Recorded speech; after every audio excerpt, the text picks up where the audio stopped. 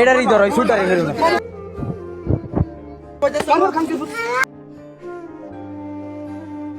ময়মনসিংহের ত্রিশালে এই দুটি বাচ্চাকে প্রকাশ্য দিবালোকে এভাবে টর্চার করা হয়। আর এটা করেছে কোন সংবিধানে? অবশ্যই আপনারা কমেন্ট করে জানাবেন। মানবতার মায়েরে বাপ, মানবতা তোদের পকেটে রাখ। আজ কোথায় গিয়েছে তোদের মানবতা? এই দুটি শিশু বারবার বাবা, মা, বড় ভাই, আপনি আমার বড় ভাই বিভিন্ন ভাবে আকতি বিনতি করতে থাকে। তারপরেও পশুরূপী মানুষগুলো আশপাশ থেকে ভিডিও করা নিয়ে ব্যস্ত, মারামারি দেখার জন্য ব্যস্ত। একজন মানুষও এই নিষ্পাপ দুটি শিশুকে রক্ষা করবার জন্য এগিয়ে আসেনি।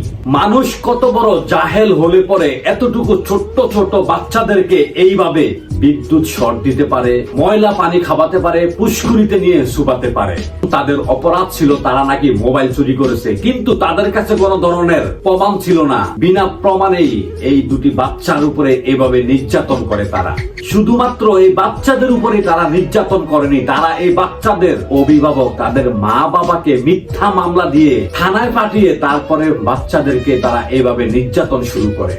এই ভিডিওটি যখন সোশ্যাল মিডিয়ায় আপলোড হয়, রাতারাতি ভিডিওটি ভাইরাল হয়ে পড়ে। এক পর্যায়ে ত্রিশাল থানা পুলিশ অভিযান চালিয়ে সেই অপরাধীকে গ্রেফতার করতে সক্ষম হয়। এই সেই কুলাঙ্গারের বাচ্চা।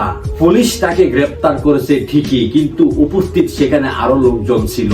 একই অপরাধে তারাও অপরাধী, কারণ তাদের সামনে এত বড় একটি অন্যায় হওয়ার পরেও একজন লোক সেখানে এগিয়ে আসেনি। যারা যারা এই ঘটনার সঙ্গে জড়িত ছিল তাদের প্রত্যেকেরই শাস্তির দাবি জানিয়েছে ভিকটিম সেই শিশুটি। তারা তুমি আমার একবার অনেক শাস্তি দিন। একবার কি চাস? ফাঁসি চাস?